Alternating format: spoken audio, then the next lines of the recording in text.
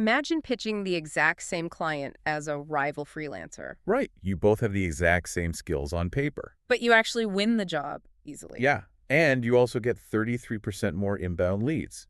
It's a massive difference. You're seeing up to 8 times higher engagement overall. It translates directly to real revenue. But most people try to build this brand completely wrong. Oh, absolutely. They just type vague prompts into standard AI chatbots, Things like, write a LinkedIn post about marketing. which results in entirely generic, invisible content. It's just noise. It lacks any real human soul. Yeah. Great. Welcome to today's deep dive. We're so glad you're here with us. We're taking your specific source material today. It's a masterclass newsletter on architecting your personal brand with Claude AI.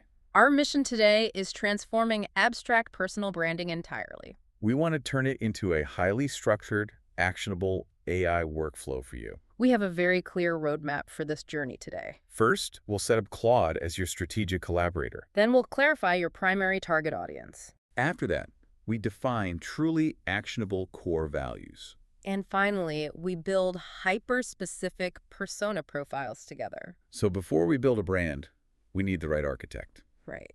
We're moving specifically to Claude for this project. Generic prompts in standard chatbots just fail us constantly. They really do. They simply can't capture your unique professional edge. Well, they lack structural memory entirely. They just forget things. Claude handles complex, multi-step reasoning beautifully, though. Yeah, it produces highly structured outputs when asked properly. It gives you clean tables and detailed brand briefs. Exactly. It builds a foundation instead of just guessing. I have to make a vulnerable admission here, actually. Oh, what is that? I still wrestle with prompt drift myself. Huh? 2-sec silence.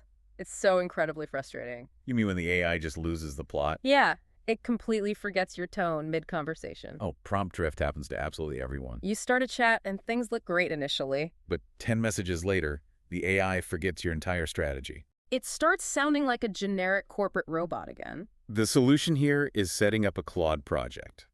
You might call it your AI personal brand playbook. You upload reference files and set specific project instructions. It's like stacking Lego blocks of data. I love that Lego metaphor. It's perfectly accurate. Let's explore how that actually works mechanically. You build a green foundation that represents your tone. Then you snap on red blocks for your audience. So when you ask Claude to write a post, Right, and it's already building on top of that specific structure. it never starts from a totally blank table. You also need to specify the exact right model. The sources suggest using Claude Model Sonnet 4.6. Why use Sonnet instead of the more powerful Opus model? Opus is wonderful for raw, open-ended creative ideation. But Sonnet 4.6 is built specifically for structured reasoning. Yeah, it excels at maintaining persistent context over long interactions. Let's define that term for a second. Persistent context. Yeah, the AI remembers your brand rules so you don't repeat yourself. Exactly. It creates a completely seamless daily workflow. You define the complex boundaries just one single time. And the AI operates perfectly within them forever. This brings up a really practical question, though. Okay, what is it? Why go through the hassle of predefining instructions instead of just prompting on the fly? Prompting on the fly guarantees completely inconsistent results. Predefining instructions ensures the AI understands your fundamental constraints. It grounds every single output in your actual strategy, It also uses your tokens much more efficiently. which is huge. Tokens are essentially memory currency for AI processing. Every word the AI reads or writes costs tokens. If you repeat your brand guidelines constantly, you waste those tokens. You burn through your memory limits incredibly fast. Predefining instructions saves those tokens for the actual work. It maximizes token efficiency so every output is instantly reusable. Precisely. It saves you massive amounts of editing time later. Okay, let's unpack this. Now that Claude's memory is properly set up, we need the first input. The very first input cannot be about you. Right, it has to be entirely about who you serve. Without an audience, branding is just pure vanity. You need to define several key variables first. Think deeply about your ideal client type. Are they a scrappy startup or a massive enterprise? Think about the specific problems you solve for them. Maybe it's confusing user experience flows. You also must consider their desired outcomes and your unique skills. We don't want to just guess these answers, though. No, the Claude prompt strategy here is really clever. You tell Claude to act as a brand strategist. You ask it to ask you 5 clarifying questions first. It flips the dynamic completely. It really does. It forces you to articulate your actual value. So I might ask about your hidden friction points. Or it might ask what kind of projects you actively hate doing. There's a great example from the source text. Oh, the freelance UX designer. Yeah, they use this exact method and get a hyper-specific positioning line back. The line was, UX strategy and execution for AI startups that need to look serious fast. That's so much better than just saying, I design websites. It identifies a very specific market gap. Market gaps are incredible financial opportunities. Why does that specific line work so well mechanically, though? Because look serious fast addresses a specific emotional panic. Founders at AI startups are desperate for rapid credibility. They need investors to trust them immediately. That line speaks directly to their deepest anxiety. But this makes me wonder about the risk involved. The kind of risk. Isn't starting that narrow dangerous? What if you miss out on other clients? Well, it feels incredibly risky at first. But being generic is actually much more dangerous financially. A narrow focus makes you the obvious expert for that specific problem. Generalists always get ignored in crowded, noisy markets. So starting narrow proves your value quickly. Secondary audiences can wait. Precisely.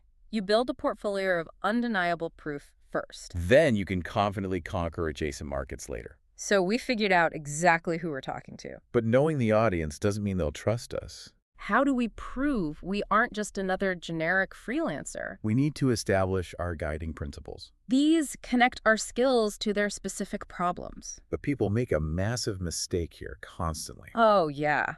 They treat core values like cheap motivational quotes. Words like innovation, quality, or passion. They're incredibly weak words. They lead to generic branding. They don't actually mean anything in practice. What's fascinating here is that strong values dictate real actions. They dictate what you say and how you design. Will even dictate what work you actively reject. They're functional boundaries, not just pretty words. We need to transition from abstract to practical values. The source gives a couple of fantastic examples. Clarity over complexity is a great one. Another is founder empathy. Think about how different those are from the word passion. Clarity over complexity tells a client exactly how you work. It means you won't overwhelm them with technical jargon. So if my core value is founder empathy, You shouldn't just post generic tech memes, right? I should be posting about the stress of missing payroll. Yes, exactly. Founder empathy shows you understand their actual daily pressure. It means your content addresses their real-world emotional reality. So how do we use Claude to build these? The workflow here is actually quite elegant. You ask Claude to generate 5 potential core values. You make sure it connects them to tangible client outcomes. Outcomes like user retention or deep investor trust. Then you have Claude rank them by potential impact. You should limit yourself to 3 to 5 total values. Many more than 5, and you completely lose focus. How does Claude actually rank them, though? What's the underlying mechanism there? Claude evaluates the values against the audience you defined earlier. It looks for the strongest psychological resonance. It checks which value best solves the look serious fast problem. It's an amazing way to mathematically validate your instincts. But I want to make sure this stays grounded. Right. How do we make sure these values actually translate to social media posts or proposals? Values are completely useless if they stay hidden in a document. You need to test them in real-world scenarios immediately.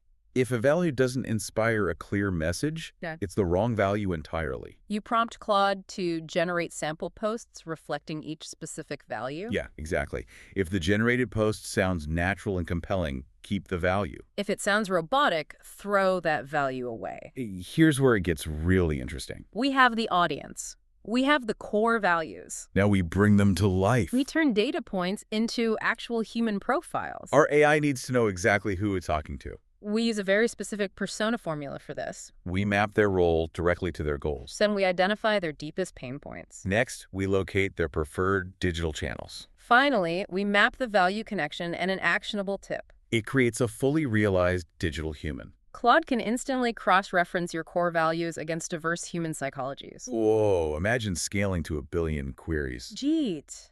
It's pretty staggering. The AI can simulate thousands of human interactions in seconds. It is profound when you really think about the mechanics.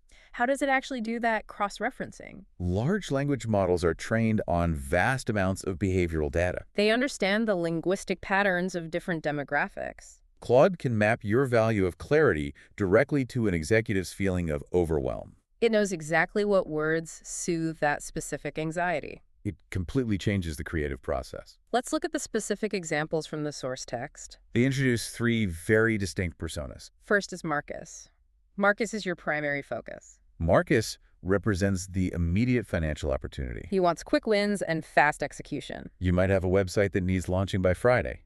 Then you have Priya. Priya is the growth or upsell focus entirely. She's looking for long-term thought leadership. She cares deeply about the 5-year industry trend. She needs to impress her board of directors. Finally, we have Jordan. Jordan is the awareness and referral focus. He lives on Twitter and Reddit constantly. He amplifies your content to a much wider network. He might be a junior employee collecting resources for his boss.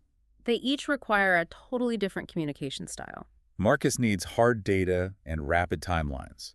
Priya needs broad vision and strategic frameworks. Jordan needs engaging hooks and highly shareable infographics. You can tell Claude exactly which persona you're targeting today. It will instantly adjust the tone of the output. This strategy makes me pause for a second, though. Why is that? If Jordan isn't buying our services, why waste time building a persona for him? Because human attention is a massive currency in the digital age. Jordan shares her content with people who actually do have the budget. He builds your industry authority without ever signing a contract himself. Jordan acts as a megaphone, validating your position to actual buyers. Right. He's the crucial bridge to your next major client. Sponsor. We've covered a massive amount of ground today. We really have. We explored persistent context and audience psychology. Plus those actionable core values. So what does this all mean? It means we've taken abstract ideas and built a machine.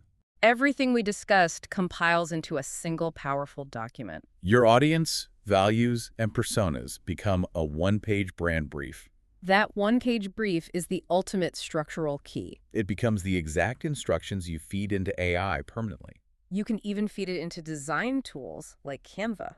That Canva integration is actually incredible. The brand brief gives you the exact hex codes and tone words. You plug those constraints directly into Canva's bulk creation tools. It ensures every single piece of content generates real engagement. It drives those inbound leads we talked about at the very beginning. It removes the daily guesswork from your entire workflow. You don't stare at a blank page anymore. You simply execute against the strategic brief.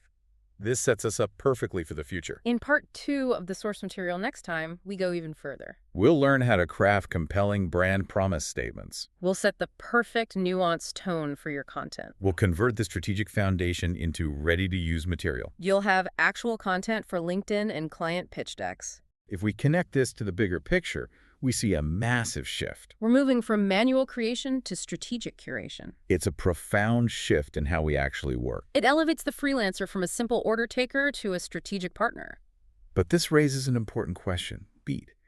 If a perfectly prompted AI can capture and scale your unique human edge so accurately, at what point does your personal brand simply become a mirror, reflecting exactly what the algorithm knows your audience wants to see? Wow, that's a very heavy thought to sit with. Thank you for joining this deep dive. Out to your own music.